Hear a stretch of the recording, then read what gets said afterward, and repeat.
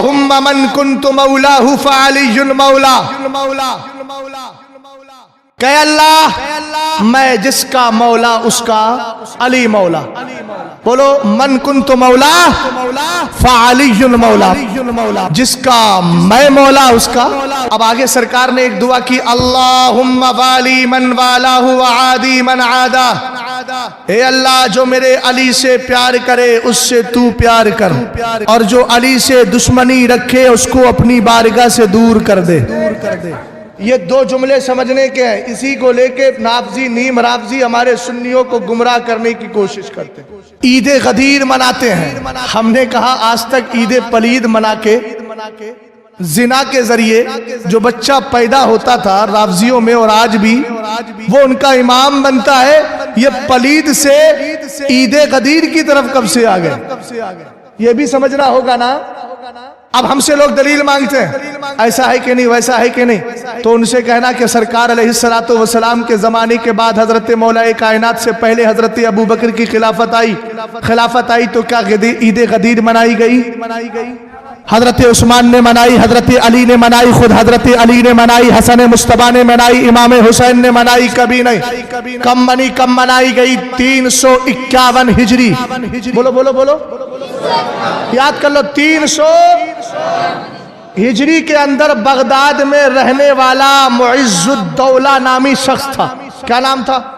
معز الدولہ نامی شخص تھا. اس نے پہلی بار 351 ہجری میں بغداد کے اندر عید غدیر منائی. اور کب منائی جاتی ہے؟ 18 ذوالحجہ کو. 18 ذوالحجہ کو منائی جاتی ہے. اور منائی کیوں جاتی ہے یہ بھی سن لیجئے. رافضی 18 ذوالحجہ کو عید غدیر کیوں مناتے ہیں؟ اس لیے کہ سرکار علیہ السلام نے جب یہ اعلان کیا تھا، حضرت علی کا ہاتھ پکڑا تھا. ان کے نزدیک یہی تاریخ تھی. حضرت علی رضی اللہ تعالی عنہ کا ہاتھ پکڑ کے کہا تھا، من کنت مولاہ فعلی مولا، جس کا میں علی مولا، جس کا میں مولا اس کا علی مولا. یہ کہتے معلوم ہے اس کا مطلب کیا تھا؟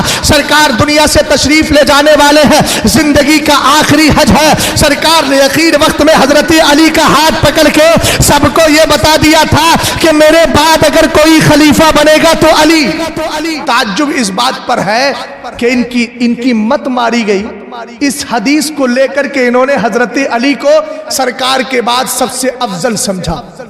تو عید غدیر کیوں منائی جاتی ہے رافضیوں کے یہاں؟ 351 ہجری میں معز الدولہ نے سب سے پہلے بغداد میں عید غدیر منا کر یہ اعلان کیا تھا، ہمارے نزدیک سب سے پہلے خلیفہ بلا فصل جن کو کہا جاتا ہے، ان کی زبان میں کہا وہ علی ہے، علی ہے، علی ہے، علی ہے. یہ انہوں نے نظریہ بیان کیا. اب میں ہندوستان کے ان نیم رافضیوں سے پوچھنا چاہتا ہوں. اور دوسری بات میں یہ بھی بتا دوں، 18 ذی الحجہ کو سیدنا عثمان غنی رضی اللہ تعالی عنہ کی شہادت بھی ہوئی ہے. یہ بدبخت قوم اسی لیے عید غدیر مناتی ہے.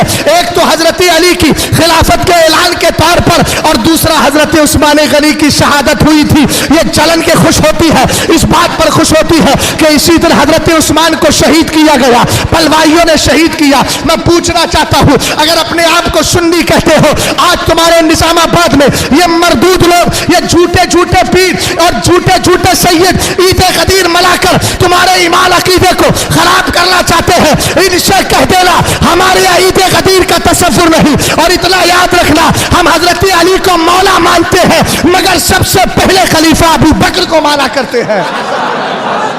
ایک بات اور بتا دوں، اب عید غدیر کا بائیکاٹ کیوں کیا جائے؟ سرکار نے کسی کی مشابہت کو پسند؟ سرکار نے فرمایا، یہودیوں کو دیکھا امامہ باندھتے تھے بغیر ٹوپی کے، نبی نے فرمایا ٹوپی کے ساتھ باندھو تاکہ یہودیوں جیسے نہ ہو جائے. سرکار جب مدینہ شریف پہنچے تو میرے نبی نے فوجد الیہود یصومون یوم عاشورہ، سرکار نے دیکھا کہ یہودی عاشورہ کے دن کا روزہ رکھتے. میرے نبی نے فرمایا کیوں رکھتے ہو؟ کہا اس دن اللہ نے ہمیں فرعون سے نجات دلائی تھی. سرکار نے فرمایا انا اولا بموسیٰ، ہم تم سے زیادہ، نحن اولا بموسیٰ، ہم تم سے زیادہ موسیٰ کے حقدار ہیں. ہم بھی روزہ رکھیں گے مگر ایک دن کا نہیں، 9 کا بھی رکھیں گے، 10 کا بھی رکھیں گے تاکہ یہودیوں سے مشابہت. عید غدیر کا بائیکاٹ کرو چمکے، اس لیے کہ اس میں دو راز ہے۔ ایک تو حضرت علی کی خلافت کو اول ثابت کرنا ہے، حضرت ابو بکر صدیق اکبر کو۔ ارے آپ مانتے ہیں پہلا خلیفہ ابو بکر صدیق اکبر ہے اور یہ کہہ رہے حضرت علی ہے۔ جب آپ کے نزدیک ابو بکر پہلے خلیفہ ہے تو مطلب یہ ہوا الیاذ باللہ کہ ابو بکر زبردستی خلیفہ بن گئے ہیں، ابو بکر نے خلافت کو چھین لیا ہے۔ اور آپ جانتے ہیں حضرت ابو بکر صدیق اکبر کی خلافت کا منکر کون ہے؟ اٹھائیے فقہ کتابیں، اعلیٰ حضرت نے رد النفسہ میں ایک حکم شرع بیان کیا، فرمایا من الروافض من انکر من الروافض من فضل علی علی الثلاثہ فهو مبتدع وان انکر خلافت الصدیق او عمر فهو کافر۔ فرمایا سنو، اگر کوئی رافضیوں میں ایسا ہے جو حضرت علی کو ابو بکر و عمر و عثمان پر فضیلت دیتا ہے تو وہ بدعتی اور گمراہ ہے، اور اگر کوئی ابو بکر اور عمر کی خلافت کا انکار کرتا ہے تو وہ کافر ہے۔ بولو کون ہے؟ تمہارے عقیدے پر یہ لوگ حملہ کر رہے ہیں عید غدیر کے نام پر۔ اب تو سمجھے بات کو، عید غدیر کس نے منائی؟ رافضیوں نے۔ 351 ہجری میں بغداد کے اندر معز الدولہ نے۔ اچھا جواب دے دوں میں اس حدیث کا، پھر مراد کیا ہے؟ مولا کے معنی 10 آتے ہیں، 10 معنی آتے ہیں، اور 10 معنوں میں ایک معنی آتا ہے آزاد کرنے والا، ایک معنی آزاد کیا ہوا، ایک معنی دوست آتا ہے، ایک معنی مددگار آتا ہے، ایک معنی معاون آتا ہے، اور ایک معنی جو آتا ہے سردار آتا ہے۔ یہاں کون سا معنی مراد لیا جائے؟ یہاں معنی مراد لیا جائے مددگار۔ سرکار یہ فرما رہے ہیں جس کا محمد عربی مددگار اس کا علی مددگار۔ مگر پہلا خلیفہ کون ہے؟ ابو بکر صدیق اکبر ہے۔ اب میں آپ کو جواب دے رہا ہوں حدیث کی روشنی میں۔ اگر کوئی یہ کہے کہ حضرت ابو بکر صدیق اکبر سے بھی افضل علی ہے، الیاذ باللہ، اگر اس طرح کا نظریہ رکھے اور کہے کہ وہ افضل ہے اور دلیل یہ ہے سرکار نے فرمایا من کنت مولا فعلی مولا، تو اس سے کہنا ذرا یہ بتا اگر علی کچھ بولے تو علی کی بات مانے گا کہ نہیں مانے گا؟ تو وہ کہے گا ہاں، تو کہنا اٹھا حضرت محمد ابن حنفیہ کی حدیث جس کو امام بخاری نے روایت کیا۔ محمد ابن حنفیہ کون ہے؟ حضرت علی کے بیٹے ہیں، حسین پاک کے بھائی ہے۔ یہ الگ بات ہے کہ دونوں کی مائیں الگ تھی مگر باپ مولا کائنات تھے۔ یہ محمد ابن حنفیہ رضی اللہ تعالیٰ عنہ ایک دن آئے حضرت علی کی بارگاہ میں، کہتے ہیں قلت لأبی، میں نے اپنے باپ مولا کائنات سے پوچھا ای الناس خیر بعد النبی صلی اللہ تعالیٰ علیہ وسلم، سرکار سیدنا امیر المومنین علی المرتضی کرم اللہ وجہ الکریم، میرے والد بزرگوار، مجھے بتائیے سرکار کے بعد لوگوں میں سب سے بہتر کون ہے؟ تو اگر من کنت مولا فعلی مولا کا حضرت علی سے زیادہ معنی کون سمجھ سکتا ہے؟ ارے وہ تو باب المدینہ، وہ تو بابو مدینۃ العلم ہے۔ مگر حضرت علی کا جملہ سنیے گا، آپ نے فرمایا ابو بکر سرکار کے بعد سب سے بہتر اگر کوئی ہے، اونچا بولو، حضرت محمد ابن حنفیہ، آپ کے اس فرمان پر ہماری جان قربان۔ آپ نے بہت بڑا مسئلہ حل کر دیا، کہتے ہیں ثم قلت من، ثم من، کہتے پھر میں نے اپنے باپ سے پوچھا ابو جان اس کے بعد بتائیے کون؟ تو مولا کائنات نے کہا عمر۔ یہ دلیل آپ کو مل گئی تو ایک دلیل آپ کو میں اور سنائی دیتا ہوں۔ جب حضرت ابو بکر صدیق اکبر رضی اللہ تعالیٰ عنہ خلیفہ بننے والے تھے، ابھی بنے نہیں تھے، سرکار کا وصال ہو گیا، دار قطنی کی روایت ہے۔ تو مولا کائنات کہتے ہیں دخلنا علی رسول اللہ صلی اللہ تعالیٰ علیہ وسلم فقلنا یا رسول اللہ استخلف علینا، ہم سرکار کی بارگاہ میں گئے، جانے کے بعد میں جواب دے رہا ہوں سنیے گا، انہوں نے من کنت مولا فعلی مولا کو دلیل بنایا ہے۔ تو اس کا جواب یہ پہلا کیا ہے؟ پہلا جواب تو یہی کہ حضرت علی خود ابو بکر کو اپنا بڑا مانتے تھے، عمر کو اپنا بڑا مانتے تھے اور خلیفہ مانتے تھے، ان کے ہاتھ پر بیعت بھی کی تھی۔ دوسری بات یہ سرکار سیدنا مولا کائنات رضی اللہ تعالیٰ عنہ کی روایت دار قطنی نے لی اور اعلیٰ حضرت نے غایت التحقیق فی امامت العلی والصدیق میں اس کو ذکر کیا۔ فرماتے ہیں حضرت مولا کائنات سرکار علیہ السلام جب مرث وصال میں تھے، سرکار کی زندگی کے آخری ایام چل رہے تھے، فرماتے دخلنا علی رسول اللہ، ہم سرکار کی بارگاہ میں آئے، آ کر کے ہم نے عرض کی آقا اب آپ کے ظاہری حالات سے لگتا ہے آپ دنیا سے تشریف لے جائیں گے، سرکار استخلف علینا، ہمارا کوئی خلیفہ بتا دیجئے کون ہے خلیفہ؟ اب اس سے زیادہ کلیئر سوال کوئی ہو سکتا ہے؟ حضرت علی خود کہہ رہے ہیں ہم نے پوچھا عرض کی سرکار استخلف علینا، ہمارا خلیفہ مقرر کر دے. تو سرکار نے کیا جواب دیا؟ توجہ فرمائیے گا ادھر. حضرت مولا کائنات رضی اللہ تعالیٰ عنہ نے عرض کی سرکار استخلف علینا، خلیفہ بنا دے. سرکار نے فرمایا لا میں کوئی خلیفہ نہیں بناؤں. تو پھر تب میرے نبی نے ارشاد فرمایا اِعْلَمِ اللَّهُ فِيكُمْ خَيْرًا يُوَلِّي عَلَيْكُمْ. سرکار فرماتے اگر اللہ تم میں بھلائی جانے گا تو تم میں سب سے بہتر کو تمہارا خلیفہ بنا دے گا.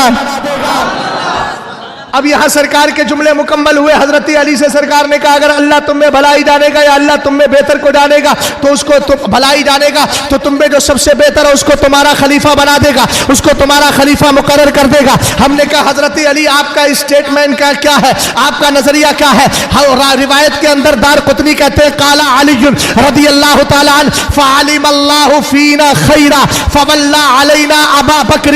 تو کہتے ہیں سنو، اللہ نے ہم میں بھلائی جانی بھی اور جاننے کے بعد اللہ رب العزت نے ہمارا خلیفہ ابو بکر کو مقرر کر دیا ہے. ہم نے کہا علی خلیفہ مانا، کہا مانتے کیسے نہیں؟ سرکار دو عالم نے جس کو ظاہری زندگی میں مصلی پہ کھڑا ہو کے ہماری نمازوں کا امام بنا دیا ہو، ہم نے دنیاوی امام بھی اسی کو مقرر کر لیا ہے.